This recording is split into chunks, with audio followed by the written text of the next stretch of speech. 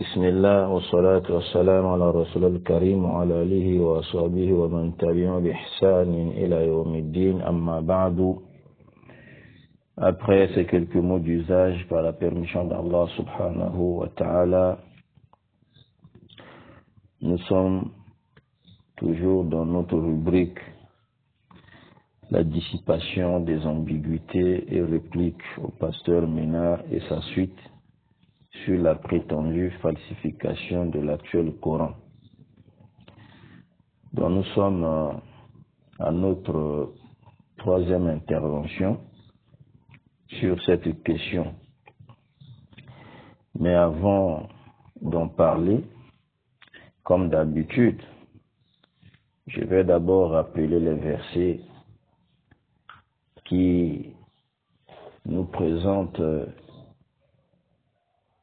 que ce Coran, le Coran que nous lisons, que les musulmans lisent, c'est bel et bien le Coran qu'Allah a révélé à son dernier prophète Muhammad, alayhi salatu wassalam, prière et salut d'Allah sur lui.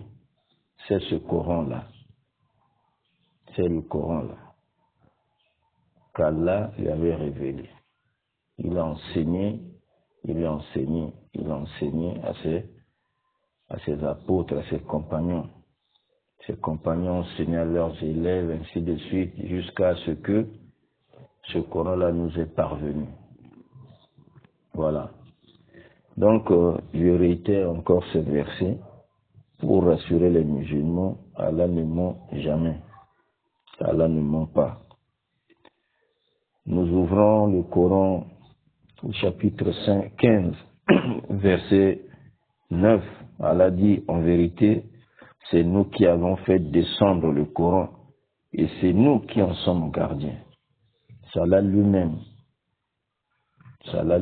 qui garde ce Coran-là, qui a gardé et garde, continue à garder ce Coran-là, au-delà des 7 cieux et au-delà de son trône, de la façon qui convient à sa majesté. Et Allah subhanahu wa ta'ala a conservé ce Coran-là sur lui-même à travers aussi ses serviteurs musulmans qui ont mémorisé, tout ce Coran-là. Oui, certains musulmans, en commençant par les petits-enfants, ils ont mémorisé ce livre. Voilà encore une autre façon de conserver, donc de génération en génération. Ils ont mémorisé ce livre, ils l'ont transmis de génération en génération. Oui, c'est le même Coran là. Il n'a pas été falsifié, il n'a pas changé, c'est le Coran là. Alors après ce verset, nous lisons encore au chapitre 41. Nous commençons toujours nos interventions par la lecture de ces versets. Alhamdulillah. Allah ne ment pas. Il ne ment pas. Dans le chapitre 41, versets 41 à 42, Allah dit, ceux qui ne croient pas au rappel, c'est-à-dire au Coran, quand il leur parvient, alors que c'est un livre puissant, inattaquable, un livre qu'on ne peut pas attaquer. Donc les pasteurs, les chrétiens aujourd'hui là, ils se sont livrés à cet exercice-là de chercher à démontrer au monde que le Coran que les musulmans lisent là, c'est un Coran falsifié. Ils n'y parviendront jamais. Allah dit les inattaquables. Ce qu'ils font là, c'est pas les attaques. Il n'y a rien. Il n'y a rien. Ce sont les musulmans qui ont écrit ce qu'ils sont en train de lire là. Oui? Donc ils trouveront des explications concernant ces écrits-là, qu'ils font passer pour des révélations. Ils ont découvert des choses. Maintenant, ils vont enseigner aux musulmans leur religion, leur dire que non, votre livre-là, c'est un livre falsifié.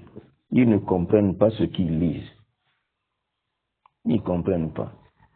Après, quand ils exposaient là, ils ont maintenant leur allié parmi les musulmans, les chiites. Ils disent, mais les chiites, vous ne parlez pas là. Hein, les chiites là. Parce que les chiites, voilà d'autres égarés. On va parler d'eux. Hein? Et leur premier imam, qu'est-ce qu'il a dit? Et notre compagnon, qui est leur premier imam dans leur égarement, Ali ibn Abi Talib, Ali ibn Abi Talib, Ali ben Abi Talib, radiyallahu anhu, qu'Allah soit satisfait de lui. Qu'est-ce qu'il a dit de ce Coran-là? Qu'est-ce qu'il a dit quand Abu Bakr a compilé, quand Ousmane a compilé? Qu'est-ce qu'il a dit? On va lire. On lira les propos d'Ali. C'est leur imam. Hein? C'est le premier imam. Voilà, parmi les 12 imams, dans leur égarement, là. Il dit les 12 imams. C'est lui qui a commencé la chaîne des imams. D'après eux, hein, Ali ibn Abi Talib. Et chez eux, les imams sont infaillibles. Hein. Les imams sont infaillibles. Les imams connaissent même le cachet. Les imams sont ce qu'ils sont chez eux. On lira pendant ces interventions, au cours de ces interventions, si le shaitan, le Satan ne me fait pas oublier, on lira ce que Ali a dit. Maintenant, on verra ce qu'ils revendiquent là. Est-ce qu'ils respectent la parole de leur imam? Oui? Est-ce qu'ils respectent la parole de leur imam, les chiites? Hein? Faut même pas vous les citez, vous pensez que ce que vous faites là, hein, c'est ça, hein, c'est la vérité, et c'est confirmé par les chiites eux-mêmes aussi, qui sont des musulmans comme vous. Vous et les chiites là, vous êtes tous dans l'égarement. Tous dans l'égarement. Vous êtes dans l'embrouillement. Vous êtes yani dans... Subhanallah, comment je peux qualifier ça? Voilà. Al-Muhim, ce qui est important, on lit d'abord. Donc c'est un livre puissant. Allah dit c'est un livre puissant, inattaquable. Verset 42. Le faux ne l'atteint d'aucune part, ni par devant, ni par derrière. C'est une révélation émanant d'un sage, digne de louange. Naam. Chapitre 4 du Coran, on lit, Juan, c'est l'introduction. C'est l'introduction. Chapitre 4 du Coran, verset 82. Ne médite-t-il pas sur le Coran? Ne médite-t-il donc pas sur le Coran? S'il provenait d'un autre qu'Allah, il y trouverait certes maintes contradictions. Vous voyez, Allah défie l'humanité. Il défie l'humanité. Et ici, je vais lire quand même la parole de l'un parmi les grands scientifiques. Oui. Il y a un livre qui est entre mes mains ici, là. Hein? Ceci est la vérité. Oui. Les hommes de science face au Coran. Les hommes de science face au Coran. Ceci est la vérité. Les hommes de science face au Coran. Parmi les hommes de science, vous voyez, ils sont nombreux là. Hein? Parmi les hommes de science, il y a Maurice Bucaille. Je prends juste Maurice Bucaille. Vous voyez? Je lis juste Maurice Bucaille. L'avant-propos, une partie, un extrait de son avant-propos de la 15e édition de son livre. 15e édition de son livre, le livre intitulé La Bible, le Coran et la science, les Écritures saintes examinées à la lumière des connaissances modernes. Les chrétiens, cherchez ce livre-là, lisez. Vous qui vous hasardez là, à dire le Coran falsifié, le Coran là, prenez ce livre-là. Pasteur Pasteur Ménard et ta suite, prenez ce livre-là, la Bible, le Coran et la science, les Écritures saintes examinées à la lumière des connaissances modernes. Vous voyez, non? De Maurice Bucaille, le docteur Maurice Bucaille, il était chirurgien. Vous voyez? Quand il pratiquait sa chirurgie, il recevait les malades, les musulmans et tout, et d'autres.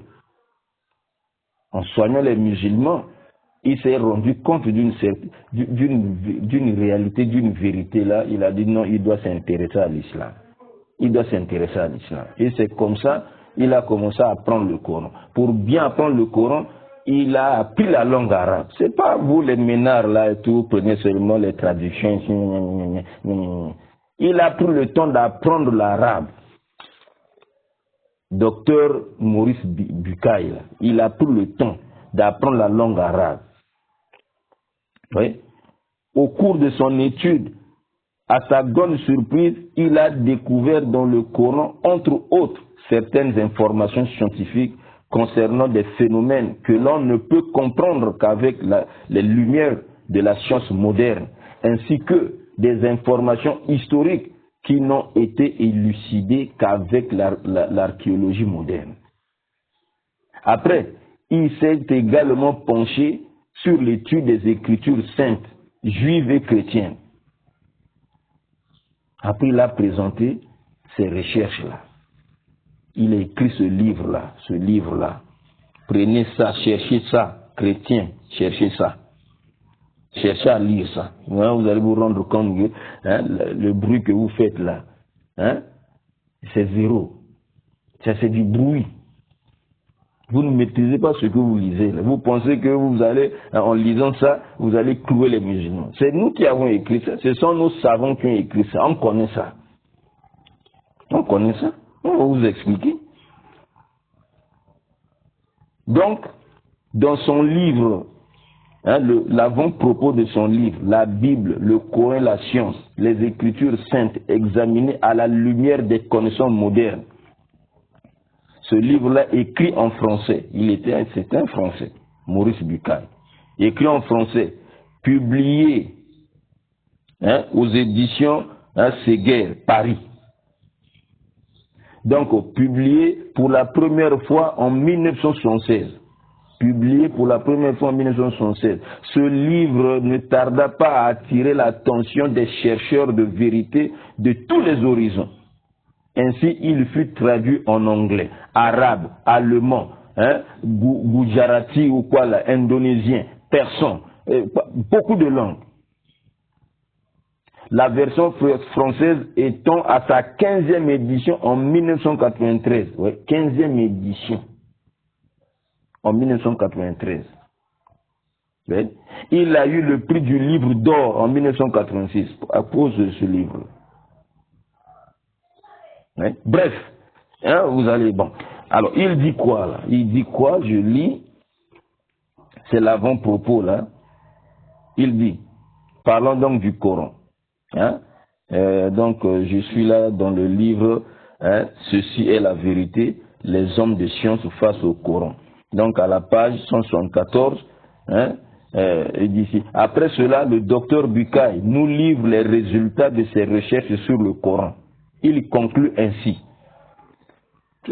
Trois points de suspension. Il dit transcrit du vivant même, écoutez bien. C'est pas transcrit du vivant même du prophète. Le Coran là, on l'écrivait déjà, du vivant du prophète. Ce n'est pas après lui, non. On l'écrivait sur les peaux d'animaux, sur les casas, sur les pierres, les tablettes. Ils écrivaient déjà, ils écrivaient. Donc transcrit du vivant même du prophète, mais aussi récité, pas seulement récité par cœur, par ses premiers fidèles, et plus tard par de nombreux croyants autour de lui. Tous ces éléments ont été rassemblés après sa mort en 632 de l'ère chrétienne en un livre appelé depuis lors le Coran. il contient la parole de Dieu, à l'exclusion de tout apport humain. Écoutez, la possession de manuscrits du 1er siècle de l'ère islamique authentifie le texte actuel. Docteur, comment on appelle, Pasteur Ménard, et ta suite. Ça, c'est un scientifique. Il dit la possession de manuscrits du 1er siècle de l'ère islamique authentifie le texte actuel que vous prétendez être falsifié, machin. Là. Il continue et confirme, le Coran ne contient assurément aucune contradiction avec la science. Parlons même d'une harmonie entre le Coran et la science moderne. Et que d'autre part, le Coran ne laisse aucune place aux fausses idées ou aux idées mythologiques de l'époque de sa révélation. Et il contient des informations scientifiques à peine découvertes à l'époque moderne, ce qui confirme le caractère révélé de ce livre. Ouais, non? Est-ce que la Bible, si on met ça au scanner de la science, la Bible pourra tenir face au Coran? Il faut lire, lisez ce livre-là. Lisez, je vous le conseille. Cherchez ce livre-là. Cherchez-le, lisez-le sans passion. Lisez-le sans passion, vous allez vous rendre compte. Je crois que vous allez arrêter de faire du bruit là autour de ce Coran. Alors cela étant, ça c'était cette introduction. Alors donc, après avoir balayé le mensonge du pasteur Ménard et sa suite sur Zayd ben Thabit, et puis sur l'autre compagnon qui avait apostasié, et après il est revenu dans l'islam. Mais pasteur Ménard et sa suite ont dit non, lui, Mohamed l'avait tué, il a buté, comme il connaissait les secrets de l'islam et tout, il avait fini par le buter, par le tuer. Bon, on a parlé de ce mensonge-là, on a balayé ça. Ok? Maintenant, aujourd'hui, on rentre maintenant dans le vif du sujet. Donc, pasteur Ménard, avec sa suite, ils ont dit non, les versets qu'on a lus là et tout, c'est faux. Le Coran actuel là, c'est un Coran falsifié. Voilà, il est même incomplet. Et la preuve, je rappelle quelques semblants d'arguments qu'ils ont cités. Vous voyez, le chapitre 33 du Coran, Surat Ahzab, chapitre les coalisés. Ouais, voilà, ils ont fait aussi leur coalition pour attaquer le Coran. Vos ancêtres avaient commencé depuis. Vous voyez même le chapitre les coalisés. Oui. Bon, donc, ils ont dit, Aïcha, radiallahu anha, l'une des épouses du prophète Mohammed, dit, ce chapitre-là, à l'époque du prophète, contenait 200 versets et en son sein, il y avait donc, on trouvait le verset de la lapidation, le verset sur la lapidation. Et Obé ibn Ka'b dit plutôt, cette sourate Ahzab, 33e sourate du Coran, cette sourate-là, ce chapitre équivalait donc, était l'équivalent de la sourate al-Baqarah, donc contenait 286 versets. 286 versets. Et puis bon, ce pasteur-là, comme c'était une vidéo, je regardais là, il a fait cet exercice, il a pris sa calculette, bon voilà, il a fait la soustraction. Vous voyez, 286 moins, bon, vous voyez, je le fais là, regardez, parce que les musulmans, ils disent, bon, ils sont les plus intelligents. Je dis, sinon ils vont raconter autre chose. Il a fait son opération. Bon, donc, il dit, voilà, il y a 127 versets qui montrent là. Bon, ils sont partis où? Bon, le verset de la lapidation est parti dans l'air. C'est ce verset-là aussi qu'on doit chercher. Il est où là dans votre Coran? Parce qu'Aïcha dit ce verset-là. Hein, ils l'ont lu, ils l'ont récité à l'époque du prophète. Maintenant, il est où dans votre actuel Coran? On ne le trouve pas. C'est ça qu'on va chercher. Parmi dans les arguments, ils ont parlé de la sourate 92e chapitre du Coran. Chapitre 92. Chapitre 92. Vous voyez, les 4 premiers versets. Ils ont dit, les 4 premiers versets là, parmi les généraux du prophète, c'est-à-dire Ibn Mas'ud, le premier des 4 généraux, auprès de qui le prophète avait dit d'apprendre le Coran. D'apprendre le Coran. Donc lui, Ibn Mas'ud, ce chapitre-là, Suratul Layl, on dit Suratul Layl. Ok? Donc, lui, il lisait ça comme ceci. Par la nuit, quand elle enveloppe tout. Par le jour, quand il éclaire. Vous voyez, non? Et par le mâle et la femelle. Il lisait comme ça. Vos efforts sont divergents. Ah, ils ont dit, maintenant le pasteur l'a dit, donc pasteur Ménard et sa suite là. Ils ont donc dit, bon, voyez, prenez maintenant votre Coran, le Coran actuel là. Qu'est-ce qu'on lit?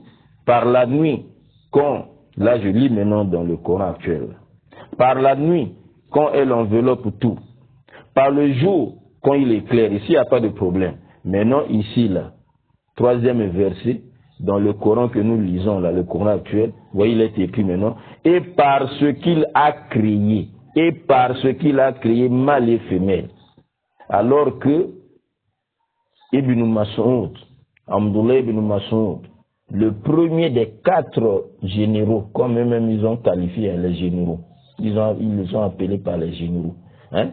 Le premier des 4 généraux, les 4 hommes auprès de qui, hein, on devait apprendre le Coran. Lui, il dit, dans sa lecture, hein, il ne dit pas, hein, et par ce qu'il a créé là, il dit, et par le mâle et la femelle. Par le mâle et la femelle. Maintenant, dans votre Coran là, on dit maintenant, et par ce qu'il a créé. Expliquez-nous. Vous voyez votre Coran là? Votre Coran. Vous voyez votre Coran? Après, ils ont donné la référence. Bukhari, livre 65, hadith 465. C'est comme ça que j'ai noté. Hein?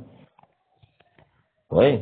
Mais moi, j'ai le livre Bukhari avec son explication, qu'on appelle Fathul Bari. Quand je suis allé dans Bukhari, au moins, bon, j'ai pu retrouver, repérer la 10, mais c'est la 10 numéro 4944. Hadith 4944. Oui, on reviendra sur ça. On reviendra. Hein? Ils pensent que là, ils clouent les musulmans, quoi. On reviendra sur ça. Ok? Voilà. Parmi les arguments, ouais, ils ont dit, bon voilà, Ousmane, après avoir compilé le Coran, il a brûlé le reste. Il a brûlé le reste du Coran, Quand il a brûlé là, le reste là. Donc ce que vous avez, hein, actuellement là, ce que les musulmans ont actuellement là, c'est un Coran qui est incomplet. Parce que Ousmane a brûlé. Il a brûlé le reste du Coran. Il y a beaucoup de choses qui sont parties comme ça. Donc voilà l'essentiel de leur argumentaire, quoi. Hein? Bon, d'autres, on avait déjà parlé, mais on pourra y revenir concernant Zayd, hein, où ils ont dit qu'ils ne connaissaient rien du Coran, parce que le Coran actuel là est basé sur Hafsa, l'une des épouses du prophète Mohammed sallam, Hafsa qui était, hein, la fille de Omar ibn Khattab. Donc ils ont dit ce Coran là est basé sur Hafsa et Zayd. Et nous allons encore revenir sur ça, Inch'Allah. Alors, voilà l'essentiel de leur argumentaire. Maintenant, lors de ma première intervention, quand j'avais rappelé leur argumentaire, j'avais dit tout ce qu'ils ont dit là, Surat Ahzab avait 200, non, dit plutôt 286 versets. Bon, aujourd'hui là, c'est 73. Aujourd'hui, c'est 73. Donc le Coran que Ousmane a compilé, c'est 73 versets. Où sont partis les autres versets? Bon, Surat Kaza, j'avais dit ce jour-là, que 2 versets seulement du Coran répondent à ça. Ils ne comprennent pas ce qu'ils lisent. Il s'agit ici de l'abrogation. Il s'agit de quoi? De l'abrogation. Il faut entrer maintenant dans cette science-là qu'on appelle An-Nasikh wal-Mansour. Il y a toute une science. Les savants musulmans, lisant le Coran, lisant la tradition prophétique authentique et tout, ils ont vu dans le Coran, dans la Sunna, que Allah est en train de parler de l'abrogation. Il parle de l'abrogation des gens. Et voilà toute une science qui naît. Ce qu'on appelle Ilmu an-Nasikh wal-Mansour. La science de l'abrogeant et de l'abrogé. Pasteur Ménard est à suite là. On appelle ça la science de l'abrogeant et de l'abrogé. Donc dans le Coran, il y a des versets abrogeants, c'est-à-dire les versets qui annulent d'autres, et les versets abrogés, les versets qui sont annulés. Donc il y a l'abrogeant et l'abrogé. Donc quand tu lis le Coran, il faut avoir cette science-là. Sinon, tu ne comprendras pas. Tu vas expliquer à travers le Coran. Tu vas autoriser des choses alors que ce n'est pas autorisé. Tu vas ainsi de suite. Tu vas interdire alors que ce n'est pas interdit. Tu vas autoriser alors que ce n'est pas autorisé, ainsi de suite. Il faut avoir la connaissance de l'abrogeant et de l'abrogé. C'est comme ça aussi dans la Sunna. La tradition prophétique. Il y a l'abrogeant et l'abrogé. Donc tout ce que vous avez cité là, ça c'est d'abord la réponse de façon générale. Grosso modo, il s'agit de l'abrogeant de l'abrogé. Les pauvres types. Lisons d'abord ces versets-là dans le Coran. On lit d'abord ça. Maintenant, après, on va rentrer dans les livres de Tafsir. Là, vous allez voir. Les versets que vous revendiquez là vont sortir dedans. Ménard, pasteur Ménard, tu penses enseigner les musulmans? C'est nous-mêmes qui avons écrit ça. Et ça montre l'honnêteté des musulmans. Ils écrivent tout. Même les choses que l'adversaire pense que c'est un argument contre les musulmans. Mais ils écrivent. Ils écrivent, ils n'ont pas peur. Parce qu'ils savent que c'est pas comme vous comprenez là. C'est pas ça. Ils vont vous expliquer. Tu penses que c'est un argument contre le musulman? Non, ce n'est même pas un argument contre le musulman. Sauf le musulman qui n'a pas appris, un musulman faible d'esprit, ainsi de suite, il va s'embrouiller. Il va s'embrouiller. Sinon, il n'y a rien. Sinon, il n'y a rien. Premier verset. Je cite d'abord ces versets-là. Premier verset. Chapitre 2 du Coran. Prenez ça, Ménard. Pasteur Ménard est à suite. Vous venez balancer des versets. Chapitre 2 du Coran, verset 106. Verset 106, écoutez ce qu'Allah dit. Si nous abrogeons un verset quelconque, ou que nous le fassions oublier, voyez-nous, ou que nous le fassions oublier, carrément c'est fini, on l'a oublié, on n'en parle plus, c'est fini, khalas, c'est fini. Donc si nous abrogeons un verset quelconque, ou que nous le fassions oublier, nous en apportons un meilleur, ou un semblable. Ne sais-tu pas qu'Allah est omnipotent? Ne sais-tu pas qu'Allah est omnipotent?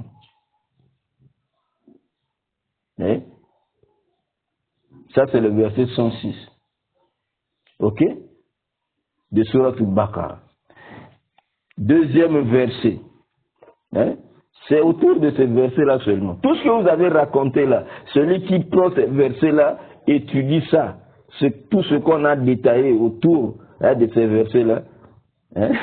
Il va se rendre compte que, mais qu'est-ce qu'on racontait là? Il s'agit des versets abrogés, les abrogés, les abrogés. Après, on verra les différentes sortes d'abrogations dans le Coran. Un autre verset qui répond à tout votre bruit là. Tout le tralala là que vous avez fait là. Tout le tralala. C'est le tralala. Il n'y a rien. Vous-même vous dites là-bas, il y a fouet.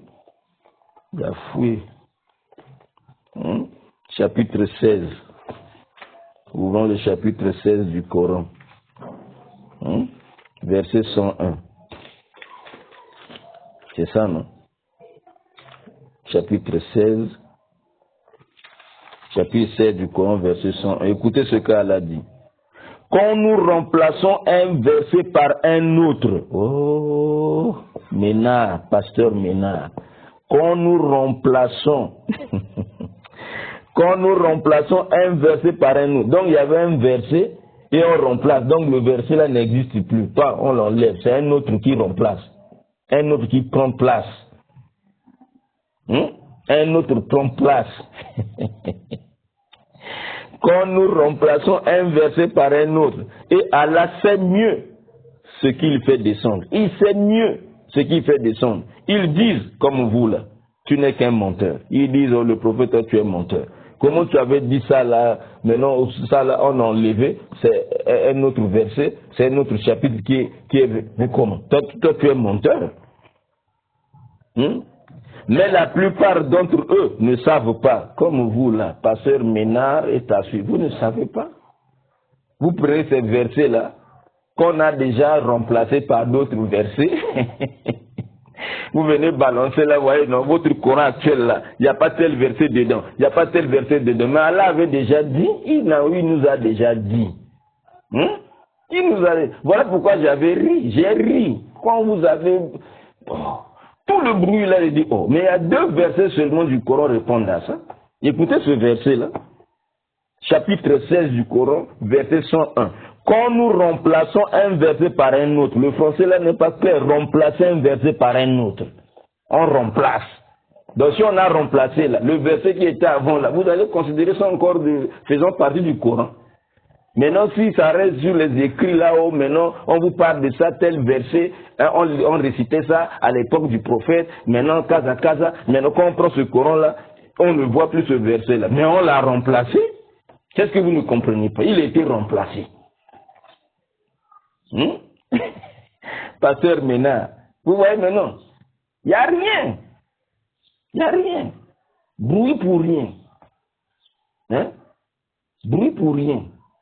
Le verset là, ça là. Quand nous remplaçons un verset par un autre, et Allah sait mieux ce qu'il fait descendre, ils disent, tu n'es qu'un menteur, mais la plupart d'entre eux ne savent pas. Vous voyez, non?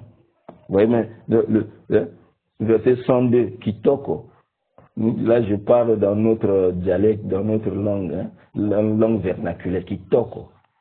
Bon verset. Regardez. Dis, c'est le Saint-Esprit. C'est le Saint-Esprit qui l'a fait descendre de la part de ton Seigneur en toute vérité, afin de raffermir la foi de ceux qui croient, ainsi qu'un guide et une bonne annonce pour les musulmans. Bonne annonce pour nous. C'est clair? Voilà les 2 versets qui répondent à tout le bruit que vous avez fait là sur les réseaux sociaux, falsification. Le Coran actuel là, c'est le Coran d'Ousmane, c'est pas le Coran d'Allah. Ça c'est le Coran d'Ousmane. On va en parler. Maintenant, lorsqu'on prend maintenant les livres de tafsir, là, quand vous commencez aussi à lire les Ibn Kassir, vous lisez Ibn Kassir, quand nous prenez Ibn Kassir, le tafsir, l'Ibn Kassir, là, sur ce verset là, il dit quoi? Quand Ibn Abi Talha, en Ibn Abbas radiyallahu anhuma, d'après donc Ibn Abbas, Turjuman le Coran, l'interprète du Coran. On l'appelle l'interprète du Coran. Turjuman le Coran. Alhamdulillah, Ibn Abbas, il dit, Ma nansakhu min aya, hein, quand nous abrogeons un verset, c'est-à-dire manubadil min aya, ce que nous remplaçons. Si nous remplaçons un verset par un autre. Oui, non? Ça c'est Ibn Abbas qui explique. Wakal Ibn Jurayj dit An Mujahid, d'après Mujahid. Ça, ce sont les élèves des compagnons. Mujahid, là, parmi les élèves des compagnons. Il a appris le Coran entre les mains de Ibn Abbas.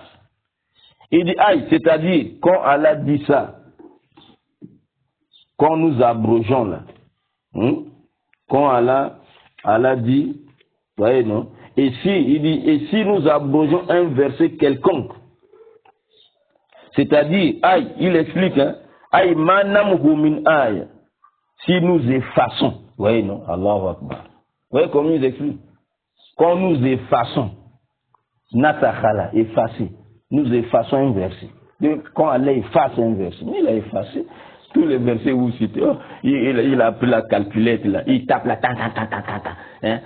286, moins 73, parce que le Coran actuel, Surat Azab, la 33e chapitre du Coran, à 73. Bon, mais alors que Ubay ibn Ka'b avait dit ce chapitre-là contenait 286 versets. Allez, 286 et moins 73, il tape là tant. Allez, 127 versets qui manquent. 127 versets qui manquent. Maintenant, les versets là, vous voyez, si nous abrogeons un verset quelconque, là-bas on a vu chapitre 16 là, chapitre 16 verset 101 là, Allah a dit quoi? Ouais, non? Si nous, il dit non, il dit quand nous remplaçons un verset par un autre, maintenant le convoi, il dit ici là, c'est-à-dire si nous effaçons, on a effacé le verset. Ouais. Donc vous allez lire ça, lisez ça, lisez. On peut continuer à lire déjà, voilà. Après, ici là il dit encore, à la page 413, là toujours dans Ibn Kathir, ok, expliquons ce verset là. Quand Ibn Abi Hatim dit, lorsque Allah dit, si nous abrogeons un verset quelconque là, c'est-à-dire il dit ici là, yani, c'est-à-dire qabduha wa raf'uha, c'est-à-dire saisir ce verset là et l'enlever. Comprenez ça? Saisir le verset et l'enlever, l'ôter, il l'enlève, khalas, on va plus le voir là dans le Coran là. Lorsqu'on va compiler le Coran, dans les versets qu'Allah a déjà abrogé là, il a enlevé. Comment encore ces versets là, on va encore les mettre dans le Coran? Ça c'est déjà enlevé. Par exemple quoi? Il dit mislu qawlihi. Par exemple, sa parole d'Allah à Sheikhou, c'est là le verset de la lapidation. Le pasteur l'avait dit, maintenant c'est ce verset-là qu'on va chercher. Le verset qu'on va chercher. Vous allez le chercher. Il était abrogé. Écoutez ici. Donc on l'a enlevé. Ça, abrogation d'ici, on a enlevé carrément ce verset. Il dit, par exemple, quoi? À Sheikh ou à Sheikh. Le vieux et la vieille. Izazanaya, s'ils commettent la fornication, farjumuhu malbatta, lapidez-les. Ce verset-là, on le lisait, on le lisait à l'époque du prophète. Comme Aïcha a dit, là, vous dites, ouais, moi, ce verset, on le lisait. Est-ce que dans l'actuel, le Coran, là, le verset là existe? Montrez-nous ça. C'est ce verset-là qu'on va chercher. On vous dit, ce verset-là était abrogé. Il était abrogé. Comprenez maintenant? Pourquoi, lorsque Abou Bakr a compilé le Coran, il ne l'a pas mis? Parce que ils ont eu la connaissance de l'abrogation. Que ce verset était abrogé. Celui qui l'avait à qui il avait assigné la mission. Donc, Zayd ibn Sabit, il avait la connaissance de l'abrogeant et de l'abrogé. Il a la connaissance de l'abrogeant et de l'abrogé. Il dit ça, c'est abrogé. Ça a été remplacé. Voilà. Voilà pourquoi vous ne trouvez pas ça dedans. Donc vous allez maintenant prendre ça pour dire, voyez, non, hein, votre Coran est incomplet. Quel est incomplet? C'est un Coran complet. Pauvre ménard, pauvre ménard. Vous voyez, non? Voilà l'exemple.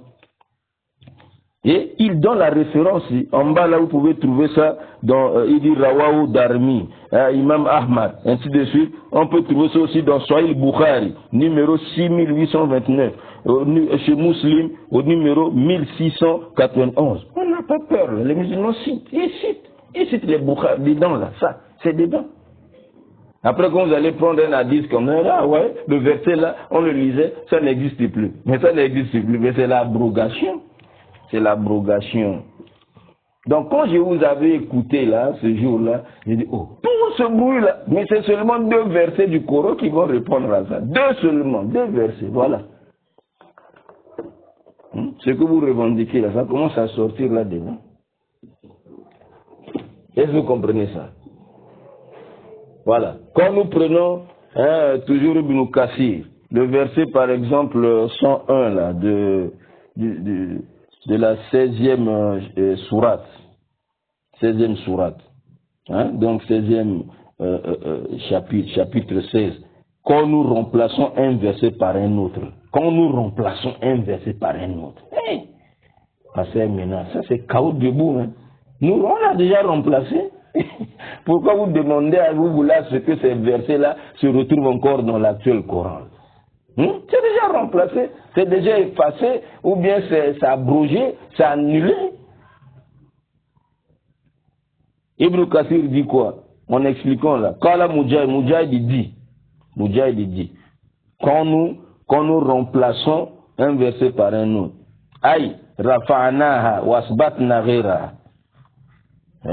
Nous l'enlevons, donc nous l'enlevons, on enlève ce verset et on le remplace par un autre. Ça c'est Mujahid qui dit. Il dit, Wakala Qatada. Qatada dit, Waka Qawli Ta'ala, Manan Sakumin Aya Ununsiha. Ce verset-là, 101 de la sourate 100, de la sourate 16, c'est comme le verset 106 de sourate Al-Baqarah, 2e chapitre. Hein? Quand nous abrogeons un verset quelconque, ainsi de suite. Hein? Nous prenons Shawkani. Vous allez voir. Quand nous prenons Imam Shawkani, Tafsir, prenez ça, vous les chrétiens, pasteur Ménard, et ensuite la Fathul Qadir, le Tafsir, le livre de Tafsir. Votre nouveau frère là, l'apostat, va vous aider. Hein? On appelle ça Fathul Qadir, Fathul Al-Qadir. Al-Jami ben Afani, Riwaya wa Diraya, Minel Tafsir, de l'auteur Muhammad ibn Ali ibn Muhammad Ash-Shawkani. Tome 1. Donc lorsqu'il explique le verset 106, il parle d'abord en langue arabe. Le mot nasr là en langue arabe. Les 2 sens là dans la langue arabe. Mais il va dire, le sens qui nous concerne, c'est le 2e sens. Al-Ibtal ou Al-Izal. Donc l'annulation, annuler et ôter, enlever, faire disparaître. Izal, faire disparaître. Enlever, faire disparaître. Annuler, faire disparaître. Et faire disparaître. Il dit c'est ça dont il s'agit dans ce verset. On annule, ou Al-Izal, on enlève, fait disparaître, on ne voit plus ça. Maintenant ça là, 2e sens du mot nasr là, en langue arabe, se divise en deux parties. Donc annuler, faire disparaître. Annuler, faire disparaître. Oui, se divise en 2, en langue arabe, en 2 parties. Ok? Il y a Ahaduhuma, Ibtal shay, donc annuler quelque chose, wa zawaluhu, wa iqamatu akhar maqamahu.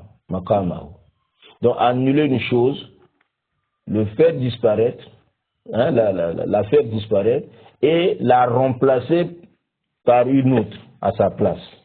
Remplacer une autre chose à sa place. Ouais, le sens de nasakha là, quand nous abrogeons là. Donc, il annule une chose, il la fait disparaître et, vous voyez, à la place de cette chose-là, il met une autre. Ça, c'est la première partie. Deuxième partie, après il donne l'exemple. Bon, je passe là, vous pouvez aller lire là.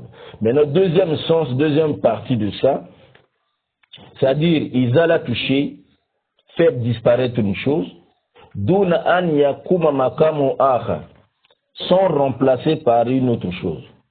Vous voyez, non? Donc, le premier sens, on annule une chose, on fait disparaître une chose et on la fait remplacer par une autre. Ça, c'est toujours l'abrogation. Donc, il y a encore l'abrogation qui signifie annuler une chose. On annule, hein, ou bien on enlève, mais on ne remplace pas. On ne remplace pas par autre chose. Vous voyez, non? Ça, c'est les deux sens-là en langue arabe. Et ça se trouve dans le Coran. Ça se trouve dans le Coran. Donc, c'est comme le premier sens, annuler quelque chose, faire disparaître quelque chose et remplacer par une autre. Par exemple, Nasakhatu Shams Azul, il donne l'exemple, ça c'est en langue arabe. Il donne l'exemple que le soleil, hein, a effacé quoi? L'ombre. A effacé l'ombre. A fait disparaître l'ombre. Oui? C'est-à-dire, Iza azabatuhu wa halat mahalla. Quand le soleil fait disparaître l'ombre, c'est le soleil qui remplace. Là. Il n'y a plus l'ombre. Non, le soleil a pris la place de l'ombre. Vous voyez ça? Deuxième sens, ils allaient toucher d'ouna an yakwa makama. Donc, faire disparaître quelque chose sans remplacer par une autre. Par exemple, quoi? Nasakhatu rih al-athar. Le vent a fait disparaître les traces. Je vois, non? Quand quelqu'un marche sur la terre, le vent vient souffler là pour faire disparaître les traces. Là. Hein? En faisant disparaître, il n'a pas fait remplacer par autre chose. Il n'y a pas substitution, il n'y a pas remplacement. Il a seulement effacé, c'est tout. On n'a pas remplacé. Tout ça là. Après il continue. Ça c'est dans Shawkani, hein, je lis. Écoutez maintenant. Il dit, Warouya an Abi Ubayd. On a rapporté d'après Abi Ubayd. Anahaza Kadekan. Il dit, ça là, ça a existé. Ça s'était produit. Ça s'était produit. Fi zaman Rasul salam. Ça s'était produit à l'époque du messager d'Allah. Fakana tanzil alayhi surah. Un chapitre descendait sur lui, une sourate descendait sur lui, Faturfa, et on notait ce chapitre-là, on enlevait ce chapitre-là. Voilà tout là, on ne va plus réciter ça. Voilà tout table, on ne va plus écrire ça. Ça s'était passé, ça s'est produit à l'époque. Est-ce que vous voyez, non? Wamino, parmi ça, ce qu'on rapporte d'Oubey, hein, Oubey ibn Kam, ce que vous avez dit là, vous voyez maintenant ça sort dans cette science-là. Voilà pourquoi, quand vous faisiez du bruit là, ça veut dire que je riais quoi. Je dis, oh, mais ça c'est l'abrogeant et l'abrogé. Qu'est-ce qu'il raconte là? C'est l'abrogé et l'abrogé. Il cite maintenant, par exemple, ce que Oubey a rapporté. Wa Aïcha et Aïcha. Anna Surat al-Azab, que chapitre Azab, ouais, maintenant là, on parle maintenant de ça. Que chapitre Azab, 33e chapitre du Coran. Hein?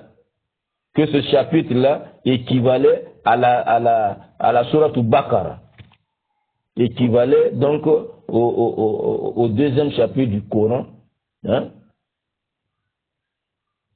Par rapport à la longueur des versets. Hein, les versets, là, c'est-à-dire que 286.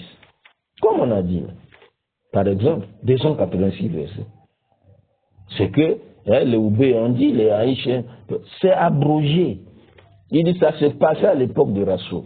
voyez, non? Ce que vous revendiquez là, vous demandez, voyez maintenant votre actuel Coran là, hein, Surat Azab, c'est 73 versets, alors que on disait, c'était 286 là. C'est parti où? Vous voyez maintenant? Donc, en se basant sur ces versets là, verset 106, chapitre 2, verset 106, chapitre 16, verset 101,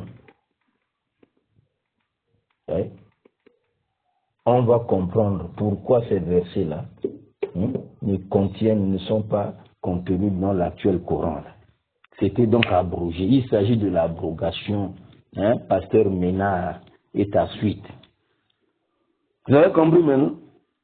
Hein? Ce que vous avez lu là, Oubé a dit, vous voyez, c'est sorti là. C'est-à-dire, quand vous apprenez cette science-là qu'on appelle l'abrogé, la science de l'abrogé, tout ce que vous racontez là, on étudie ça dedans là-bas. C'est dans cette science-là on étudie ça. Voilà pourquoi on a dit qu'il n'y a rien. Vous ne faites peur à personne. Vous ne maîtrisez pas ce que vous lisez.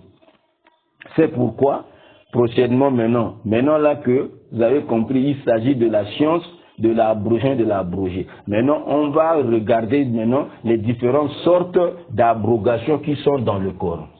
Différentes sortes d'abrogations. En parlant maintenant de cela, maintenant on va dans les livres qui parlent de usul, on appelle ça usul fiqh. Les fondements, on appelle les fondements de la jurisprudence islamique. Il faut étudier ça. Quand vous avez ça maintenant, tout ce que vous racontez là, vous allez trouver ça dedans. On vous cite maintenant telle sorte d'abrogation. Voici son exemple dans le Coran. Telle sorte d'abrogation, voici l'exemple. Maintenant les versets là, oh lapidation, il y avait le verset la lapidation, on ne voit plus. C'est parti où? C'est dans ça. Hein? Cadeau, verset seulement 106, chapitre 2, verset 106, chapitre 16, verset 101. Ça répond à tout le bruit que vous avez fait là, sur les réseaux sociaux. Donc on s'arrête ici, hein, pour cette troisième intervention. Donc prochainement, nous allons parler des différentes sortes justement d'abrogation dans le Coran. On va voir les exemples qu'on va donner, hein, dedans. Et puis bon, on va continuer encore. Continuer encore parce qu'on va revenir. Voilà.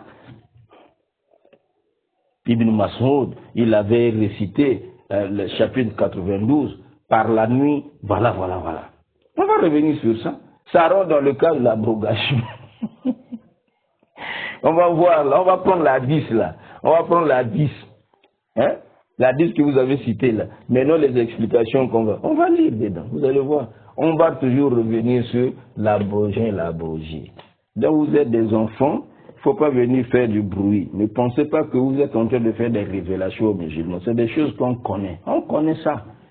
On connaît tout ce que vous allez amener là. Vous allez répondre sur ça. Donc, les musulmans, tranquillisez-vous. Votre livre là, c'est un livre puissant. Notre livre, le Coran, c'est un livre puissant, inattaquable. C'est la parole pure d'Allah subhanahu wa ta'ala. Si j'ai dit ce que vous avez écouté, ce que vous avez entendu, je m'arrête ici. Wa sallallahu ala Muhammadin wa ala alihi wa sahbihi ajma'in.